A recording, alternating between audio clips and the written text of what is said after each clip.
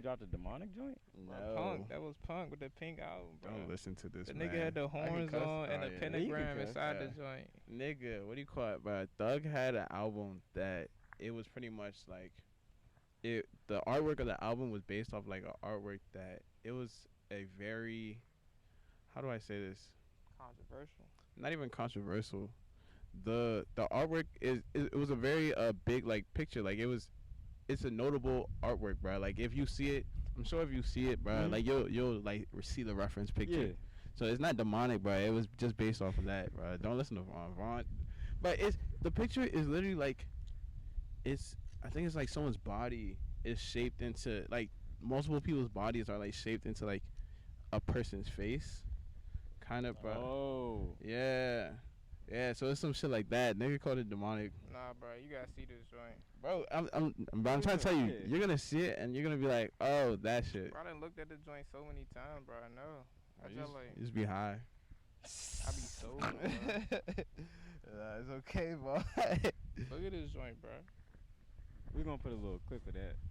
It's got like too bright outside to even see it, for real. Nigga making excuses. Nah, so But you can let me barely see show the 'em, image. bro. That's what I'm saying. Like, it's a whole bunch of shit in there. But like you You can can see see, like like- the body. Like I don't know if you can really see the body like that, but Like it's a body making the face. but you've seen like shit like that before, right? Yeah, ain't nothing demonic about That's that. what I'm saying, bro. Vaughn's just talking, bro. Anyways, like I was saying, shout out Young Thug, shout out Sex, free Thug, free Sex. He getting out soon. Don't believe the news. The English language is such a curse. This nigga saying free sex. Free sex, man. No. The thing is, sex can be used as a what is that noun? Yeah, person, place, or thing, or idea. We was in reading class together. I Yeah. don't remember though. First and foremost, welcome back to Perfect Time. Welcome back to Perfect Timing. Welcome back to Perfect Time. Welcome back to Perfect Timing, y'all. My name is Jordan. I'm here. Well, AK, not even Jordan, bro. I mean, yeah, that's my name, but I really am the realest to ever do this shit. I just had to make that re-known. I'm here with who? And it's Joe Vaughn. You already know, Vaughn Visionary. And we got our special guest, our man JUSO. Juice What's up, World. y'all? How you It's feeling today? JUSO World, DJ Caltunes, whatever you want to call me, man. Exactly. My man Yeah. said you do it all. He really do a lot of things. He's a very versatile human, in my opinion. How you feeling today, Juso? I'm appreciate not gonna that. call him Juso. I'm gonna get that out the way right now. I'm not calling this. AJ, how you doing today? Yeah, JUSO, AJ, Aju, whichever one. I'm feeling pretty good. It's a nice ass day. I'm not gonna lie. Yeah, nice ass day, bro. Seeing my bros. Haven't seen them. Well, I seen Jordan the other day, but I seen Javon the other day too. But like, you know, bro, it's always a good time to see people that like, you know, your people, man. Real shit. For real. And it's been a lot going on lately. How was your summer been, bro? I'm not gonna lie. I had a pretty good summer. Like I said, I pretty much do a lot. So I'm a DJ also. Mm-hmm. So if I'm not rapping, I'm DJing. So that's kept me pretty busy throughout the year or throughout the summer at least. And just enjoying, bro. I traveled a little, not too much, but like it was a cool time. I went out to Dallas, had some of the best tacos I've ever had in my life. Dallas. You remember the spot? The name of the spot? Gotta go check it out. I probably have a picture of the name of the spot. It's probably like I think it's in my camera or something like that. And the tacos were like $1, like 25, bro. I tell you, I went there the day before and I doubled back the day after, bro. Like them shits were and that shit was like 6 minutes walking from my crib, bro. Like, I would have double back same night, bro. yeah. I was thinking about it, bro, but I was like, you know, That's a little serious. that's a little greedy, bro. Let me at least I mean, I ain't let 24 hours go by, but like, I at least went. I let some time go by. We not letting that full 24 go by because you telling me for less than $5. I'm getting what? Bro, when I tell you that shit was so good, bro. Like, Probably and the thing is, like, 6 tacos. all right, I had the chicken, I had the steak, and I had like barbacoa. Maybe It's like shredded beef, yeah. okay, all right, bet. I was just trying to make sure I wasn't saying steak again. Nah, It's Spanish. But yeah, I had. Cause it really can't be that, bro. Like you think you saying something else? It's like, oh, so Nah, steak. you saying queso and cheese. Y'all want that queso? You mean cheese? Nah, queso. But yeah, what do you call it? I had those three and like the steak one and the barbacoa one. Those ones were chill, but that chicken taco, Bust.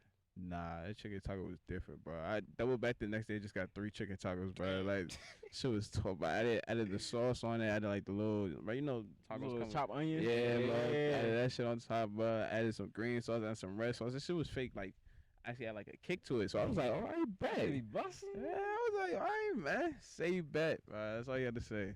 Say the word. What about Dallas now? Real shit. I'm not even gonna lie. Like speaking on that taco situation, we gonna get to the deeper part. But I had the tacos Los Madres, the joint in College Park with burrito tacos. We can dip it in the burrito consomme. taco. I tried that for the first time last week. That shit was. Hey, you tried that for the first time last week? Yeah. Yeah, you Nah, wild. yeah. Yeah, that was the first time I did Kinda, it. It was so. nah, that's kind of crazy. Like it's. Bruh. That's kind of First crazy. time joint. Yeah. With them Shit. tacos be fire as shit. Hey, I'm telling you, I bro. thought the little minor talk. That's what everybody was hitting. That's on. Little Yeah. Minor. That's what everybody was talking about with the burrito tacos and the DMV. Oh, it was more? Yeah. What? But Bro, they we was just- Nah, I remember I went to a sneaker joint out in VA, like probably like 40 minutes from like Oh, here, yeah, like yeah. not like far VA, fuck no. But I went to like a sneaker joint and pretty much they had like a burrito taco like They had the truck out. yeah, they had a truck out that joint, bro. Like that joint everywhere, bro. Like and that was like a year and a half ago, bro. Like that's why I'm surprised that this is your first time trying that joint. I'm not gonna lie. Because I'm Yeah. gonna tell you, I was supposed to try to bridge. I was out with a young lady one time. We was at a car meet, and exactly how you said, it was a burrito taco truck. We stood in line for that truck for 20 minutes, bro. On God, I go order. I said, let me get 2 orders of the burrito tacos. We sold Right? out. No. Shorty just understood what I said as 2 singular fucking tacos. So she handed that we waiting 15 minutes. But no. What my mind, because I'm like, hold on, bro. This price is way too low for 2 people to eat. She said $12. I said, huh? Because it was that, and now we got 2 drinks. I'm like, that's it?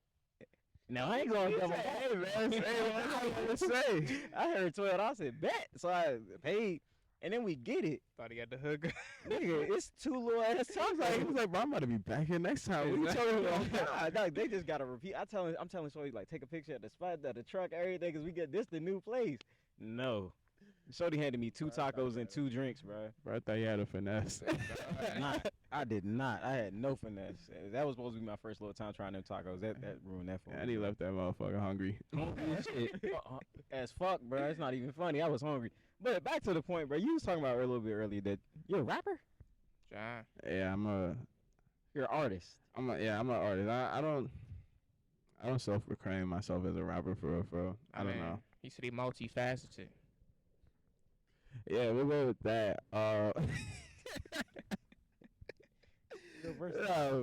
I mean, yeah, but the thing is, like, I feel like just because, so say like as me as someone that was like a high school athlete, like yeah, I'm an athlete, but like I wouldn't call myself a football player if I was. Actually, that's not really a good point. No, at all, bro. At all. But like, all right, I just don't see what like I feel like when increased success, like I might see it as that way. But like Okay. as of right now, it's just like I feel like I'm just a nigga that makes good music. I'm gonna tell you how I relate to that exactly. Sometimes people will be like, "Oh, bro, you're a content creator." I'm like, "No, I'm not." That be blowing the shit out. But then I realized, oh, that is kind of what you be doing. Yeah, So it's like that is a fair assessment of what we're doing. Do I feel like a true content creator artist? Nah, I'm like exactly. I just be doing something that I enjoy doing. You know what I'm saying? But you do have to recognize that. Hey, bro, you doing that shit? I appreciate that, man. John. Man, shout out You doing JUSO that and shit. friends. Yeah. Yeah. bro. Man, So, put yeah, a can you show tell us- together. Mhm. Tell us about that. How you go about that? What was JUSO and friends, man. Well, for those who don't know, JUSO and friends, it was a little concert that I threw recently. Not no little concert. You gotta That take the joint word big, little bro. out of your shit. That one was official, bro. I ain't got no little podcast. Y'all watching the big podcast.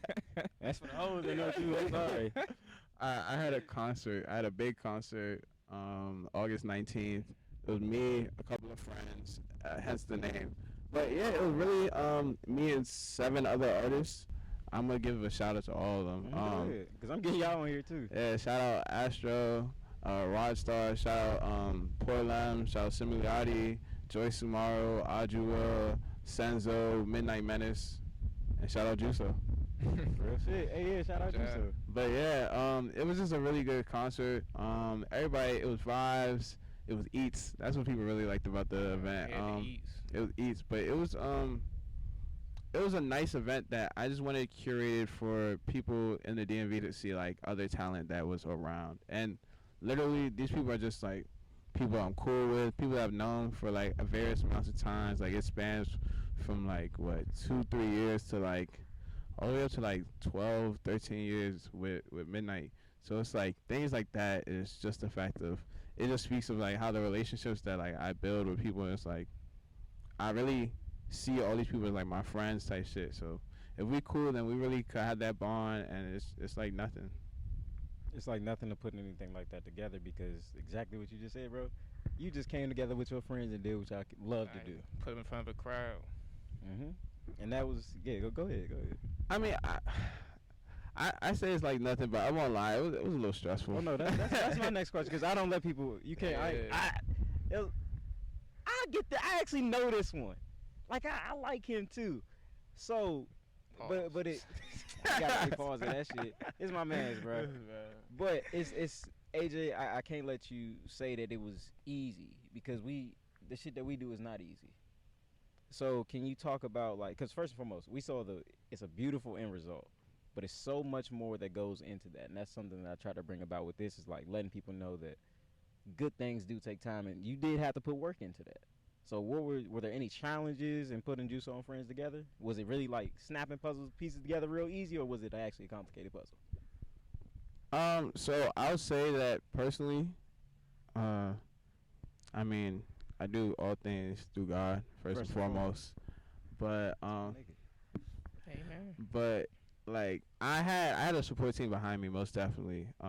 At the end of the day, I couldn't have done it alone. I might have been running around the day of, but beforehand, I feel like day of, like when they talk about preparation for an event or preparation for anything, the day of is really just like that's really like where the least amount of work actually happens. I feel like everything beforehand, the preparation, getting things prepared, getting things ready, really allows you to just see that like many things. It takes time and shit like that. So my group around me that I had, they really like set up how I was gonna go about what is it? What's the word? How I would go about Making this production possible. not necessarily that, but actually the marketing, like how I would go about like trying to do raffles and things like that, and just like gathering things around, and even people helping me pick up food day of, getting people to try to work the door day of, and it was just like a lot of things that like switched up, changed up, but like I still always had a solution for whatever was going on, and it was definitely something like hectic. I'll say this, like I don't know if I'm getting ahead on your podcast, but a lot of people have been asking me like, oh, part two. If I'll say if there is a part two, it's really gonna be I feel like it's gonna be, I won't say it's gonna be very different, but I feel like it's gonna have a lot more thought to it, just because I understood like what went well, and I won't really say anything really went wrong, but like what could have been improved on the second half, or trying to do it again. You had to learn those lessons. And that's one of the things you don't understand whether you can swim or not until you get your feet wet. Yeah. This is just you getting your feet wet with it. Because exactly like what you were saying, bro, this was easy enough. You just did this with friends. Times 10 it next time. Yeah, get more people. Bigger venue. Well, not I'm even. sorry, I know that that's jumping along, but Yeah. that's probably like a grand scheme of things, but shit. But give yourself credit for Yeah. getting it done regardless. Because once you take that first step, you understand there is possibly a part two. The fact that you can fathom a part two right now means that you were doing enough right the first time. And you can build upon that. You Yeah. started the foundation, and that's a blessing, bro. Realistically, we needed part two. That joint was cool. More people get out there, though. That joint was cool, bro. And they had food, too. They had drinks, too. Great vendor. Get more vendors, bigger. That joint was cool. I ain't gonna lie. That's all I can say. Yeah, I mean, I definitely have ideas like circulating in my mind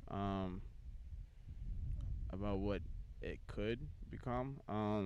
But I mean, nothing's set in stone. Nothing is really like determined. Like I said, even the part two isn't even fully And determined. take your time, bro. Yeah, it's most definitely not a rush.